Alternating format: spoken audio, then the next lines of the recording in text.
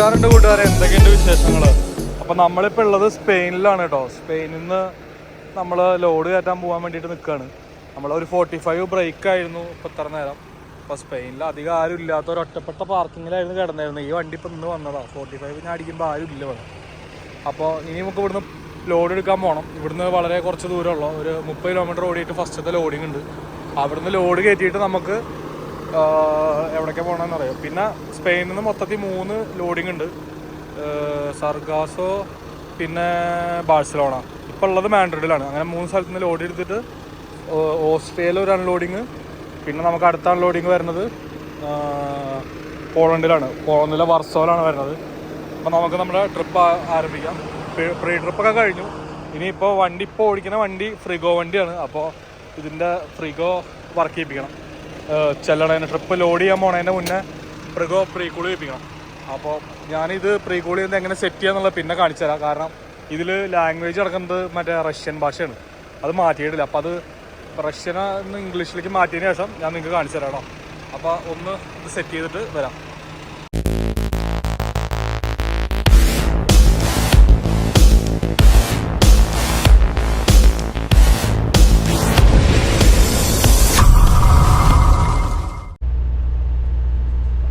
അപ്പോൾ നമ്മൾ 45 ബ്രേക്കൊക്കെ കഴിഞ്ഞിട്ട് വണ്ടി എടുക്കുകയാണ്. നമുക്ക് ഇവിടുന്ന് ഇനി 34 കിലോമീറ്ററാണ് ലോഡ് കയറ്റുന്നിടത്തേക്ക് പോകാനുള്ളത്. അപ്പോൾ നമ്മൾ ഇവിടുന്ന് തന്നെ ഫ്രിഗോ പ്രീകൂൾ ചെയ്തിട്ടാണ് പോകുന്നത്. നമുക്ക് ഇൻസ്ട്രക്ഷൻ ഉണ്ടായിരുന്നു ഫ്രിഗോ പ്രീകൂൾ ചെയ്യണമെന്നുള്ളത്. അപ്പോൾ പ്ലസ് 19 ഡിഗ്രിയാണ് കേട്ടോ ടെമ്പറേച്ചർ ഉള്ളത്. നമുക്ക് മെഡിസിനാണ് കയറ്റുള്ളത്. അപ്പോൾ മെഡിസിൻ ആയ കാരണം 19 ഡിഗ്രിയാണ് നമുക്ക് ടെമ്പറേച്ചർ പറഞ്ഞേക്കുന്നത്. അപ്പോൾ 19 ഡിഗ്രിയിൽ ടെമ്പറേച്ചർ സെറ്റ് ചെയ്തിട്ടുണ്ട്.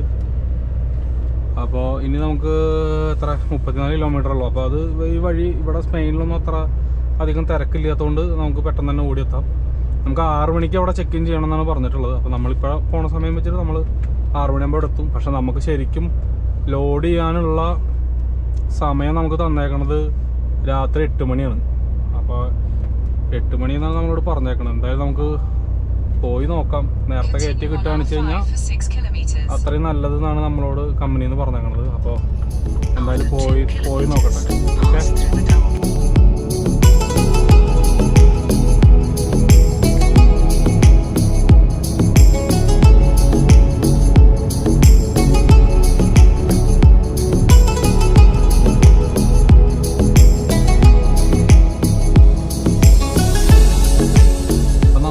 പറഞ്ഞ പോലെ നമ്മൾ സ്പെയിനിലെ മാഡ്രിഡ് എന്ന് പറഞ്ഞ സ്ഥലത്താണുള്ളത്. അപ്പോൾ നമ്മൾ പാർക്കിങ്ങിൽ നിന്ന് എടുത്ത് 2 കിലോമീറ്റർ ആകുമ്പോൾ തന്നെ നമുക്ക് ടോൾ ഗേറ്റ് ആണ്. അപ്പോൾ ടെലിപാസ്. ഇപ്പോൾ നമുക്ക് ഇതിലെല്ലാത്തിലൂടെയും പോകാൻ പറ്റില്ല കേട്ടോ. അപ്പോൾ നമുക്കിപ്പോൾ നമ്മളിപ്പോൾ ഈ പോകുന്ന ട്രാക്കിൽ അവിടെ ടെലിപാസ്, അതായത് ടെലിപാസ് എന്ന് പറയുകയാണെങ്കിൽ നമ്മുടെ ഓട്ടോമാറ്റിക്കായിട്ട് ടോൾ കട്ട് ചെയ്യണം നമ്മുടെ ഡിവൈസുകളുണ്ട്. നമ്മുടെ മുന്നിൽ അത് അവിടെ ഇരിക്കുന്ന ഡിവൈസുകളില്ലേ, ആ ഡിവൈസുകൾ ഉപയോഗിച്ചിട്ട് കട്ടായി പോവും. അപ്പോൾ ആ കട്ടായി പോണതിൻ്റെ ഇതാണ് ഈ ടെലിപാസ് ചെയ്തേക്കുന്നത്. അപ്പോൾ ആ ഗേറ്റ് വഴി മാത്രമാണ് നമ്മൾ കിടക്കാൻ പാടുള്ളൂ. അല്ലാണ്ട് നമ്മൾ വേറെ ഗേറ്റിൽ പോയാൽ നമുക്ക് കിടക്കാനായിട്ട് പറ്റില്ല. ഇവിടെ ഒന്നും കുഴപ്പമില്ല. പക്ഷെ നമ്മൾ പോർച്ചുഗലിലൊക്കെ ചില ടോളിൽ നിന്ന് നമുക്ക് മനസ്സിലാവില്ല ഇവന്മാർ എന്താണ് എഴുതിച്ചാണ് അവരുടെ ഭാഷയിലെന്ന്. പക്ഷെ ഓരോരോ നാട്ടിൽ ചെല്ലുമ്പോൾ ഓരോരോ പോലെയാണ് ടോള്. ഇപ്പോൾ ജർമ്മനിയിലോ ബാക്കിയുള്ള സ്ഥലങ്ങളിലോ ഒന്നും അങ്ങനെ ടോൾ ഗേറ്റോ കാര്യങ്ങളോ ഒന്നുമില്ല. നമ്മൾ ജസ്റ്റ് വണ്ടിയും കൊണ്ട് ഓടിപ്പോയാൽ മാത്രം മതി. അതൊക്കെ സാറ്റലൈറ്റ് വഴിയിട്ടുള്ള പരിപാടിയായിട്ട് നമ്മുടെ ടോൾ ബോക്സും സാറ്റലൈറ്റും തമ്മിലുള്ള പരിപാടിയാണ്. ഓടിയ ദൂരത്തിനനുസരിച്ചിട്ടുള്ള ടോളാണ് കട്ടാവുള്ളൂ. അപ്പോൾ നമുക്ക് ഈ R5 എന്ന് പറഞ്ഞിട്ടുള്ള ഈ റോഡാണ് നമുക്ക് നേരെ പിടിച്ച് പോകേണ്ടത്. മാഡ്രിഡ് തന്നെ ഡൗൺ ടൗൺ അല്ല, പക്ഷേ ടൗണിൻ്റെ ഔട്ടറിൽ തന്നെയുള്ള ഒരു സ്ഥലത്ത് നിന്നാണ് നമുക്ക് ലോഡ് കയറ്റാനുള്ളത്. എന്തായാലും പോയി നോക്കാം. പിന്നെ എന്താണെന്ന് വെച്ച് കഴിഞ്ഞാൽ കമ്പനിക്ക് നേരത്തെ പോകുന്നതിന് വേറൊരു ഉദ്ദേശം കൂടി ഉണ്ട്. നമ്മൾ കിടന്ന ഈ ടോയ്ലറ്റ് ഇല്ലാത്തൊരു ബാത്റൂമിലാണ്, അതായത് ഷവർ ഇല്ലാത്തൊരു പാർക്കിങ്ങിലാണ് നമ്മൾ കിടന്നത്. അപ്പോൾ നമുക്ക് അവിടെ ചെന്നിട്ട് വേണം കുളിക്കാനായിട്ട്. നമ്മൾ ശനിയാഴ്ച കുളിച്ച് വന്നിട്ട് ഇന്നലെ ഞായറാഴ്ച കുളിച്ചിട്ടില്ല. ഇന്നിപ്പോൾ തിങ്കളാഴ്ച ഇത്രയും നേരമായിട്ടും നമ്മൾ കുളിച്ചിട്ടില്ല. അപ്പോൾ അവിടെ ചെന്ന് ലോഡ് കയറ്റാൻ ഡിലേ ഉണ്ടെങ്കിൽ നമ്മൾ കുളിച്ച് ഒന്ന് റെഡിയായി നിൽക്കുമ്പോഴത്തേക്കും ടൈം ആയിക്കോളും. അതിൻ്റെ ഒരു ഉദ്ദേശം ഉണ്ട് നമുക്ക്. അതുകൊണ്ടാണ് നമ്മൾ പെട്ടെന്ന് ഓടിപ്പോണത്. നമ്മളിപ്പോൾ മാഡ്രിഡ് നഗരത്തിനോട് ചേർന്നിട്ടുള്ള ഔട്ടർ റോഡ് കൂടെയാണ് പോയിക്കൊണ്ടിരിക്കുന്നത്. അതായത് ബൈപ്പാസ് എന്നൊക്കെ പറയില്ലേ, നമ്മൾ ടൗണിൽ കയറാണ്ട് പോകാനുണ്ട്, അതുപോലുള്ള ഒരു റോഡ് കൂടെയാണ് പോയിക്കൊണ്ടിരിക്കുന്നത്. അപ്പോൾ നമുക്ക് ടൗണിലേക്ക് ഈ വണ്ടി കൊണ്ട് ഇറങ്ങാൻ പറ്റില്ല. ഇറങ്ങാൻ പറ്റിയാലും നമുക്ക് പോകാൻ പറ്റില്ല. അപ്പോൾ അത് കാരണമാണ് ഇപ്പോൾ നമുക്ക് ഈ പുറത്തുനിന്ന് ഇപ്പോൾ ബിൽഡിങ്ങുകളൊക്കെ ഇവിടെ നിന്ന് ഇങ്ങനെ കാണുന്നത് നമ്മളിങ്ങനെ സിറ്റിയോട് ചേർന്ന് പോകണോണ്ടാണ്. നമ്മൾ പോകുന്ന വഴിയിൽ ഒരുപാട് സിറ്റിയിലേക്ക് കടക്കാനുള്ള കണക്ഷനുകളും അതുപോലെ നമുക്ക് പബ്ലിക് ട്രാൻസ്പോർട്ടിൻ്റെ വണ്ടികൾ മുകളിൽ കൂടെ പോകണതും ഇപ്പോൾ മെട്രോ തുടങ്ങിയിട്ടുള്ള കാര്യങ്ങളൊക്കെ മുകളിൽ കൂടെ പാസ്സായി പോകണമൊക്കെ കാണാം. സാധാരണ നമ്മൾ ഈ ഒരു ടൗൺ ഏരിയ കഴിഞ്ഞ് നമ്മൾ സ്പെയിനിൽ പിന്നെ ഓടുകയാണെന്ന് വെച്ച് കഴിഞ്ഞാൽ ആളും മനുഷ്യനൊന്നും ഇല്ലാണ്ട് വല്ല മരുഭൂമി കിടക്കണ പോലുള്ള സ്ഥലങ്ങളാണ്. അപ്പോൾ നമുക്ക് ഇങ്ങനത്തെ സ്ഥലങ്ങൾ കാണുമ്പോൾ പെട്ടെന്ന് ഒരു ഇതാണ്. കാരണം ഞാൻ പോർച്ചുഗലിൽ നിന്നൊക്കെ ഓടി വന്ന വഴി ഒരു മനുഷ്യനില്ലാത്ത വഴിയാണ്. രാത്രി വണ്ടി ഓടിക്കുമ്പോൾ നമുക്ക് പേടിയാവും. അങ്ങനത്തെ വഴി കൂടെ ആയിരുന്നു നമ്മൾ വന്നത്. എന്തായാലും ഈ സ്പെയിൻ എന്ന് പറയുന്നത് എന്തായാലും നല്ല അടിപൊളി ഒരു സ്ഥലമാണ്. അപ്പോൾ നിങ്ങൾ സമയം കിട്ടുമ്പോൾ ഒന്ന് ജസ്റ്റ് ഗൂഗിൾ എടുത്തിട്ട് ബാഴ്സലോണയോ അല്ലെങ്കിൽ മാഡ്രിഡോ ഏതെങ്കിലും ഒരു സ്ഥലം ഗൂഗിൾ മാപ്പിൽ എടുക്കുക. എന്നിട്ട് സാറ്റലൈറ്റ് മോഡിൽ ഇട്ടിട്ട് ജസ്റ്റ് ഒന്ന് സൂം ചെയ്ത് നോക്കിക്കഴിഞ്ഞാൽ നിങ്ങൾക്ക് അതിൻ്റെ ഒരു ഭംഗി അറിയാൻ പറ്റും ഈ സ്ഥലത്തിൻ്റെ. അതായത് ഓരോ ബിൽഡിങ്ങുകളും കാര്യങ്ങളും എത്ര അച്ചടക്കത്തോട് കൂടിയിട്ട് ഉണ്ടാക്കിയിരിക്കുന്നത്. ചതുരം പോലെയാണ് ഓരോ സ്ഥലങ്ങളും ഇരിക്കണം. കറക്റ്റ് നമുക്ക് എന്താ പറയുക, നമ്മളിങ്ങനെ അടക്കി വെച്ച പോലെ. ഇത് സന്തോഷ് ജോർജ് കുളങ്ങര ഒരു വീഡിയോയിൽ പറയുന്നത് കേട്ടിട്ട് ഞാൻ നോക്കിയതാണ്. അങ്ങനെയാണ് എനിക്ക് ആ ഒരു സംഭവം എനിക്ക് മനസ്സിലായത്. അപ്പോൾ നിങ്ങൾ സമയം കിട്ടുമ്പോൾ ജസ്റ്റ് ഒന്ന് ഗൂഗിൾ എടുത്തിട്ടൊന്ന് നോക്കി നോക്കും. മറ്റേ ഗൂഗിൾ മാപ്സിൽ സാറ്റലൈറ്റ് മോഡ് ഇട്ടിട്ട് ഒന്ന് സൂം ചെയ്ത് നോക്കിയാൽ മതി. ബാഴ്സലോണയോ അല്ലെങ്കിൽ മാഡ്രിഡോ ഏതെങ്കിലും ഒരു സിറ്റി. ഞാനന്ന് ബാഴ്സലോണയെ നോക്കിയെന്ന് തോന്നുന്നുണ്ട്. ബാഴ്സലോണ നോക്കിയാലും മതി. അപ്പോൾ നിങ്ങൾക്ക് അറിയാൻ പറ്റും ഇവിടുത്തെ ഓരോ സിറ്റികളും പണിതേക്കണത് ഭയങ്കരമായിട്ടുള്ള പ്ലാനിങ്ങുകളോട് കൂടിയിട്ടാണ് പണിതേക്കുന്നത്. പക്ഷെ അന്ന് അവർ എന്താ പറയുക, ഈ സിറ്റികൾ ഇതുപോലെ പണിത് വരുമ്പോൾ അവർ അപ്പം ഉണ്ടായിരുന്ന ഒരു പോപ്പുലേഷൻ അനുസരിച്ച് പണിത്. പക്ഷെ ഇപ്പോൾ നമ്മുടെ ഇന്ത്യയിലൊക്കെ പോലെ ഓരോ സിറ്റികളും അവർക്ക് ഉൾക്കൊള്ളാൻ പറ്റുന്നേക്കാൾ കൂടുതൽ ആളുകളായി തുടങ്ങി. ഓരോ സിറ്റികളും ഇപ്പോൾ ഓവർ പോപ്പുലേറ്റഡ് ആയി തുടങ്ങിയിട്ടുണ്ട്. അതിൻ്റേതായ കുറേ കൺജഷൻസും ബുദ്ധിമുട്ടുകളും ഇപ്പോൾ സിറ്റികളിൽ വരുന്നുണ്ട്. പക്ഷെ എന്നാലും ഔട്ടർ കാര്യങ്ങളോ അല്ലെങ്കിൽ എന്താ പറയുക നമ്മുടെ വില്ലേജ് ഏരിയാസിലൊക്കെ പോയി കഴിഞ്ഞാൽ ഇപ്പോഴും ശാന്തിയും സമാധാനവും ഒരു ഒച്ചപ്പാടും ബഹളം ഒന്നുമില്ലാതെ നല്ല എന്താ പറയുക പീസ്ഫുള്ളായിട്ട് ജീവിക്കാൻ പറ്റിയ സ്ഥലങ്ങളാണ്.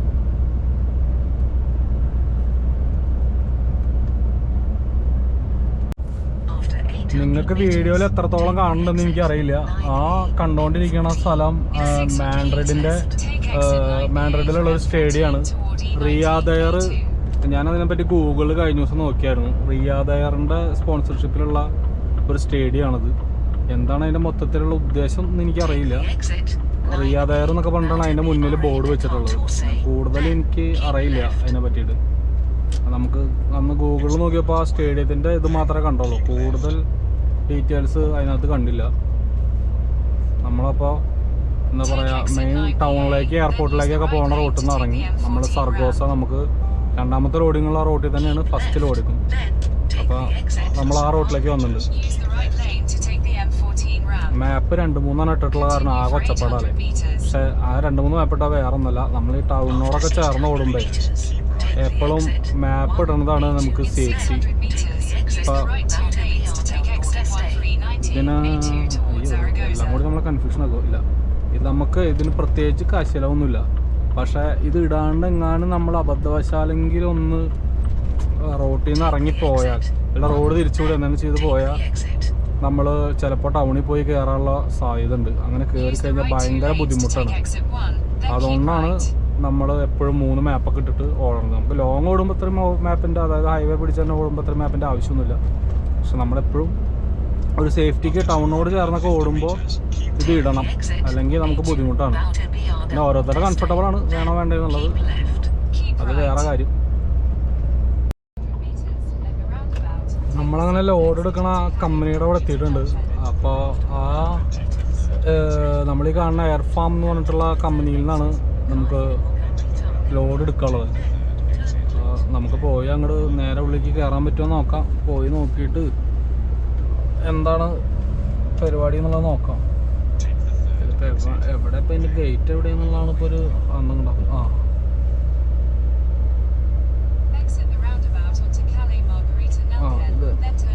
ഇത് കൂടെ എൻട്രി ഇല്ലയെന്ന് തോന്നുന്നുണ്ട്. ഇതിൽ കൂടെയാണെന്ന് തോന്നുന്നു എൻട്രി. പോയി നോക്കാം എന്താണ് ഈ കൂടെയാണ് എൻട്രൻസും കാര്യങ്ങളൊക്കെ.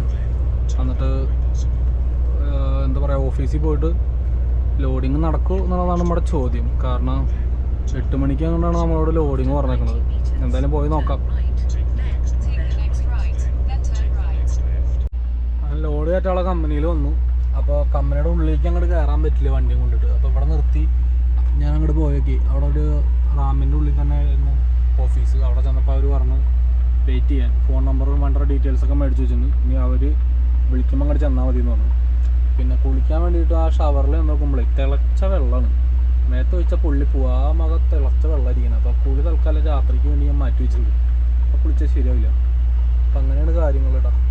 ഇനി നമുക്ക് വെയിറ്റ് ചെയ്യാം. എത്ര സമയം എടുക്കുമെന്ന് അറിയില്ല. ഇപ്പോൾ വന്നിട്ട് 10 മിനിറ്റ് ആയിട്ടുള്ളൂ. 1 മണിക്കൂറിനുള്ളിൽ വിളിക്കാമെന്നൊക്കെയാണ് ഇപ്പോൾ നിലവിൽ പറഞ്ഞേക്കുന്നത്. എന്തായാലും വെയിറ്റ് ചെയ്യാം. അപ്പോൾ ലോഡ് കയറ്റലും പരിപാടിയൊക്കെ കഴിഞ്ഞു. ലോഡൊക്കെ സെക്യൂർ ചെയ്തു. അതായത് നമ്മൾ ഒന്നും ചെയ്യേണ്ടി വന്നില്ല. അവർ തന്നെ എല്ലാം ചെയ്തു തന്നു. നമ്മൾ ജസ്റ്റ് ടെമ്പറേച്ചർ സെറ്റ് ചെയ്തിട്ട് ഡോറടിച്ച് പോരുക ചെയ്ത്. അപ്പോൾ ഇനി നമുക്ക് പോവാം. അടുത്ത ലോഡിങ് ലൊക്കേഷനിലേക്കാണ്. സർഗോസ അങ്ങോട്ടാണ് പോകാനുള്ളത്. അപ്പോൾ അങ്ങോട്ട് ഏകദേശം ഇനി 311 കിലോമീറ്റർ ഉണ്ട്. നമുക്ക് നാളെ ഉച്ചയ്ക്ക് കയറ്റിയാൽ മതി ലോഡ്. സമയമുണ്ട്. അപ്പോൾ നമുക്ക് പോകുമ്പോഴേ വഴിയിൽ നിർത്തിയിട്ട് എന്താ പറയുക, ഒരു ഇവിടെ 61 കിലോമീറ്റർ കഴിഞ്ഞാൽ ഒരു പമ്പുണ്ട്. ആ പമ്പിൽ നിർത്തിയിട്ട് ഒരു എന്താ പറയുക, ഒന്ന് ഫ്രഷായി വെള്ളമൊക്കെ നിറയ്ക്കണം. വണ്ടിയിൽ വെള്ളമൊന്നുമില്ല. വെള്ളമൊക്കെ നിറച്ച് സെറ്റ് ചെയ്തിട്ട് വേണം നമുക്ക് പോകാനായിട്ട്.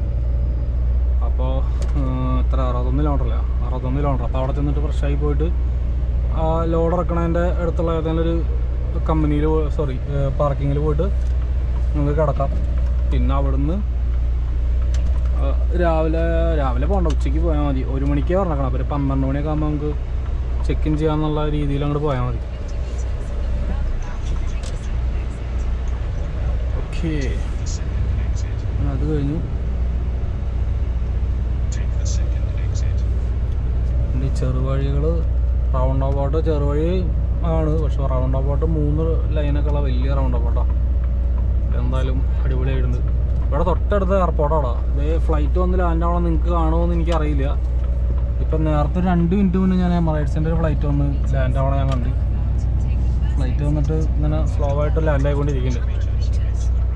ഇനിയിപ്പോൾ നമുക്ക് എത്ര ദൂരം ഉണ്ട് ഇവിടുന്ന്? 61 കിലോമീറ്റർ കൂടി അവിടെ ഉണ്ട്. അപ്പോൾ 61 കിലോമീറ്റർ ഓടിയിട്ട് അടുത്തത് പമ്പ്. മറ്റേ പമ്പല്ല, മറ്റേത് പാർക്കിംഗ് ആണ്. പമ്പാണോ പാർക്കിംഗ് ആണോ അതെനിക്ക് അറിയില്ല കേട്ടോ. ഞാൻ നോക്കിയപ്പോൾ ഷവറിൻ്റെ ടോയ്ലറ്റൊക്കെ ഉണ്ടെന്ന് കണ്ടപ്പോൾ ഞാൻ അവിടെ നിർത്താമെന്ന് വിചാരിച്ചു. അതായത് ഗ്യാസ് സ്റ്റേഷൻ ആണോ എന്ന് ഞാൻ നോക്കിയിട്ടില്ല. എന്നാലും നോക്കാം.